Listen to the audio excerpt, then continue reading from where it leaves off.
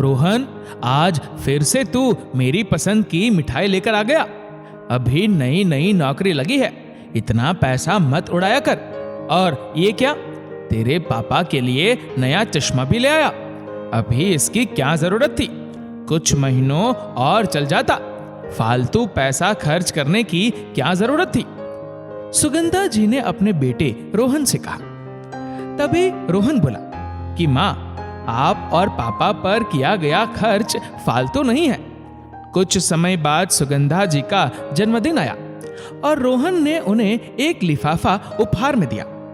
उन्होंने खोलकर देखा तो उसमें 2 फ्लाइट की टिकट थी, वो भी कश्मीर की। सुगंधा जी की आंखें खुशी के मारे चमक गई। एक मध्यम वर्गीय परिवार में रहने वाली सुगंधा जी इससे पहले कभी फ्लाइट में नहीं बैठी थी। मन तो कई बार किया, पर बच्चे और घर परिवार की जिम्मेदारी के बीच सिर्फ जरूरतें ही पूरी होती है, इच्छाएं तो अधूरी ही रह जाती है। फिर उन्होंने रोहन की ओर देखा। इतने महंगे टिकट करवाने की क्या जरूरत थी? तू कितना खर्च करेगा? तेरा भी भविष्य है, कुछ पैसे बचा कर रख। इस तरह हम पर फालतू खर्चा क्यों कर रहा है? अभी तो तेरी सैलरी इतनी ज्यादा भी नहीं है। उन्होंने रोहन को समझाया।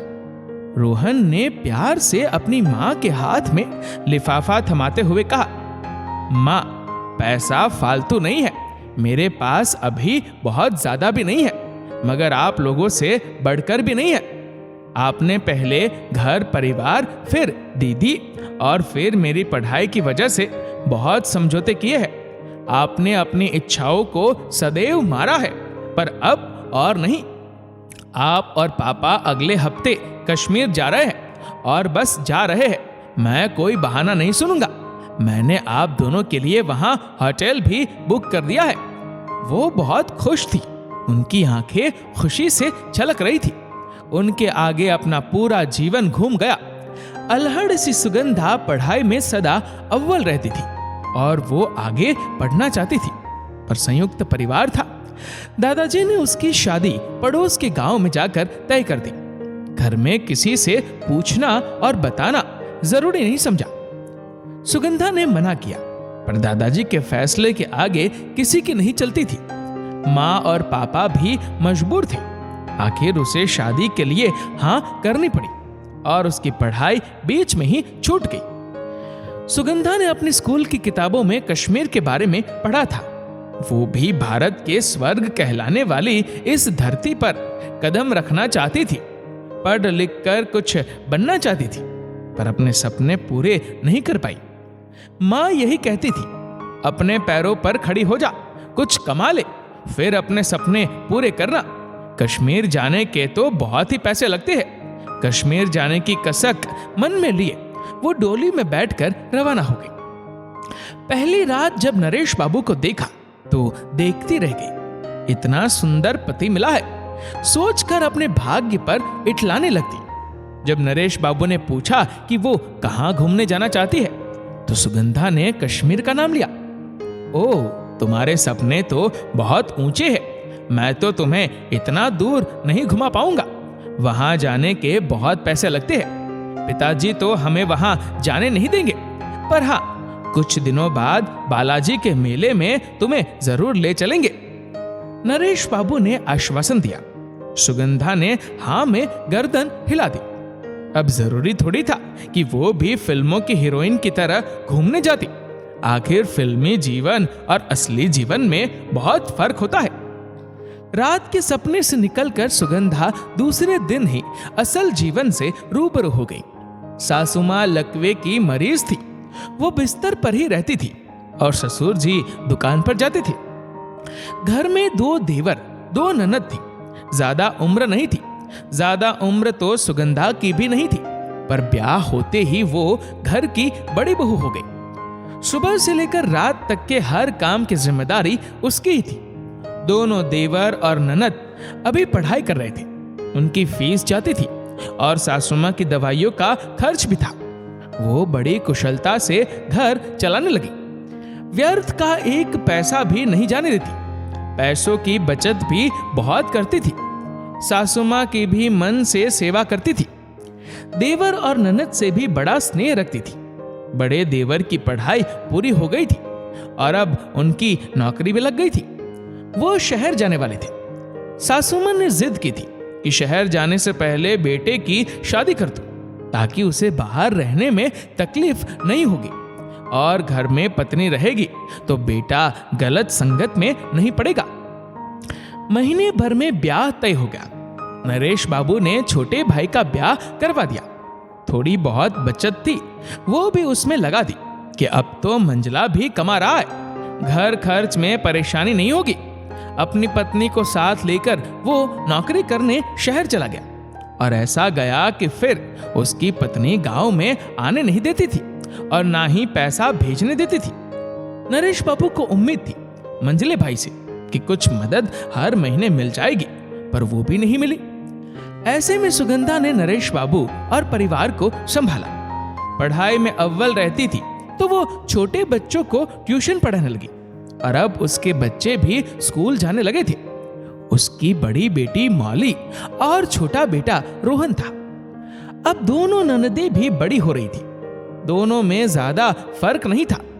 खर्च को देखते हुए सुगंधा ने नरेश बाबू को सलाह दी कि दोनों का ब्याह एक ही घर के 2 बेटों से करवा देते हैं। शादी कम खर्च में भी हो जाएगी और दोनों बहनें एक ही घर में साथ भी रहेंगी। आखिर ऐसा घर भी मिल गया। सासुमा ने अपने जेवर दोनों बेटियों को बराबर दे दिए और एक ही दिन दोनों की शादी करके उन्हें विदा कर दिया गया। मंजले ने शादी में एक भी पैसा नहीं लगाया। वो मेहमान की तरह आया और चला गया। सासुमा की तबीयत बिगड़ने लगी और एक सुबह अचानक से उन्होंने प्राण त्याग दिए। अपनी मां समान सास के निधन से सुगंधा बहुत ही टूट गई थी। उसने हिम्मत की और ससुर जी और नरेश बाबू और छोटे देवर को संभाला। छोटे का पढ़ाई में मन कम लगता था। वो पिताजी के साथ ही दुकान में लग गया। उसका भी ब्याह करवा दिया। अब सब कुछ ठीक चल रहा था। बच्चे भी बड़े हो रहे थे। अब देवरानी को साथ में रहना खटकने लगा। वो लड़ झगड़ कर अलग हो गई, इसलिए अलग घर अलग खर्च हो गए। दुकान की कमाई 2 हिस्सों में बंटने लगी और ससुर जी भी अब वृद्ध हो गए थे और एक दिन उन्होंने भी संसार को छोड़ दिया। नरेश बाबू किसी सेठ के यहां मुनीम थे। छोटी सी नौकरी थी। अब सुगंधा घर का काम निपटा कर दुकान पर भी बैठने लगी और शाम को घर पर ट्यूशन भी लेने लगी। बड़ी बिटिया अब शादी के लायक हो रही थी। दोनों उसी के लिए पैसा जोड़ रहे थे। वो पढ़ लिख कर टीचर बन गई। घर खर्च के पैसे देती थी, पर सुगंधा जी वो पैसे अलग रख देती थी। उससे उसी के लिए गहने बनवा कर रख देती ताकि ब्याह में मदद मिल जाए। माँ, मैं शादी नहीं करूंगी। मौली ने अपना फैसला सुना दिया। मगर शादी क्यों नहीं करेगी? उनको आश्चर्य हुआ। माँ, शादी करके सिर्फ सपने टूटते हैं। लड़कियों को ही हर चीज का, इच्छा का बलिदान देना पड़ता है। माँ, मैं शादी करके आप जैसा घुटन भरा जीवन जीना नहीं चाहती हूँ। आपको मैंने कितना संघर्ष करते देखा है, हर चीज के लिए तरसते देखा है।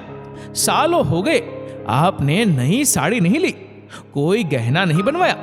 जो भी थोड़ा बहुत था बुआ को दे दिया और अब मेरी शादी में मुझे दे दोगी। माँ, आप अपने लिए कब जियोंगी? मौली ने सवाल किया। अपने लिए तो जी रही थी। ये घर परिवार मेरा अपना है। मैंने कभी सास, ससुर, ननद, देवर को पराया नहीं समझा। ये सब मेरे अपने ही तो है। रही बात मेरे सपने की, तो अब मेरी उम्र हो गई है और जरूरी नहीं है कि हर सपना पूरा हो। मेरी जैसी कितनी मध्यम वर्गीय महिलाओं के सपने उनकी आंखों में बंद हो जाते हैं। माता पिता बच्चों के सपने पूरे करने में लाखों लगा देते हैं, पर माता पिता के सपने पर हजारों रुपए खर्च करना भी बच्चों को फालतू खर्च लगता है। माता पिता अपने खून पसीने की पूरी कमाई बच्चों की परवरिश और पढ़ाई पर लगा देते हैं, पर वो ही बच्चे पढ़ लिख कर, कमा कर, खुद पर, घूमने पर, पार्टी पर, दोस्तों पर खर्च कर देते हैं। पर माता पिता पर खर्च करना उन्हें फालतू लगता है। मौली, ऐसा हमेशा होता आया है, इसमें कोई नई बात नहीं है।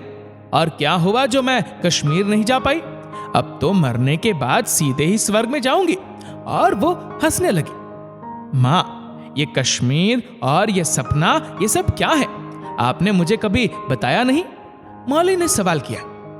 क्या बताती, कभी फुर्सत नहीं मिली और जरूरत भी नहीं लगी।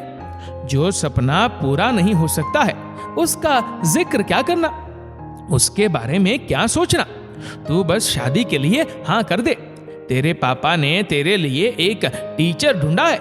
दोनों जने कमाना और अपना हर सपना पूरा करना। माँ, पहले मैं आपको कश्मीर भेजूंगी, फिर ही शादी करूंगी। मौली ने जिद पकड़ ली। नहीं, मैं तेरे कमाए पैसों से थोड़ी जाऊंगी। मेरी किस्मत में होगा तो मैं चली जाऊंगी। तू अपनी कमाई फालतू ही मुझ पर खर्च नहीं करेगी। बिना वजह का खर्च करने का क्या फायदा?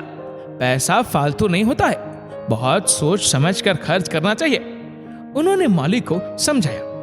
माँ, पैसा फालतू नहीं है, मगर आप लोगों से बढ़कर भी नहीं है।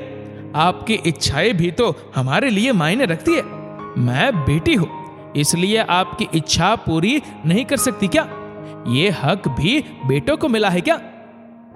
सिर्फ बेटों को नहीं, ये हक बहुओं को भी मिला है। अगर वो अपने सास ससुर को अपने माता पिता समझकर उनकी हर अधूरी इच्छा को पूरा करे तो। मौली, तू मुझसे आज एक वादा कर, तू अपने सास ससुर की हर अधूरी इच्छा पूरी करेगी। उन्हें कभी पैसों के लिए मना नहीं करेगी। हर माता पिता जतन से बच्चों को पालते हैं, उनका करियर बनाते हैं, पर वो ही बच्चे माता पिता के लिए पैसे खर्च नहीं करते और उन पर किए गए खर्च उन्हें फालतू लगने लगते हैं। वो रोका टोकी करने लगते हैं। आखिर मौली को उन्होंने शादी के लिए तैयार कर दिया। मौली की शादी एक स्कूल टीचर के साथ हो गई। माँ, ये आप अपने गहने क्यों दे रही है? मौली ने विदा होते हुए पूछा। बेटा, ये गहने तो तेरी कमाई के थे, ये मेरी तरफ से उपहार है। और हाँ, इनमें से कुछ तेरी होने वाली भाभी के लिए रख लिए है। एक बेटी को विदा कर रही हूँ और दूसरी के आने का इंतजार करूंगी। अब रोहन भी नौकरी करने लगा है। अब सुगंधा जी ने दुकान जाना छोड़ दिया। वहां संभालने के लिए एक लड़का रख लिया था। ट्यूशन भी वो ज्यादा पढ़ा नहीं पाती थी। घर परिवार गृहस्थी के चलते कभी खुद पर ध्यान नहीं दिया। थकान रहने लगी थी, पर हर 2-4 दिन में जब भी आंखें बंद करके लेटती थी, सपनों में आज भी वो कश्मीर पहुंच जाती थी। सुगंधा जी कभी कश्मीर तो क्या, आसपास की जगह भी घूमने नहीं जा पाई। आर्थिक तंगी और घर परिवार की जिम्मेदारियों के बीच भी वो कभी कभी अपने सपने को याद कर लिया करती थी। रोहन, अब तो तू कमाने लगा है, अब तू शादी कर ले, घर गृहस्थी बसा ले। उन्होंने एक दिन बातों ही बातों में कहा, नहीं माँ, मैं मंजले चाचा की तरह गलती नहीं करूंगा। मैं अभी 2-3 साल कमा लूं और आपका हर एक अधूरा सपना पूरा कर दूं, फिर ही शादी करूंगा।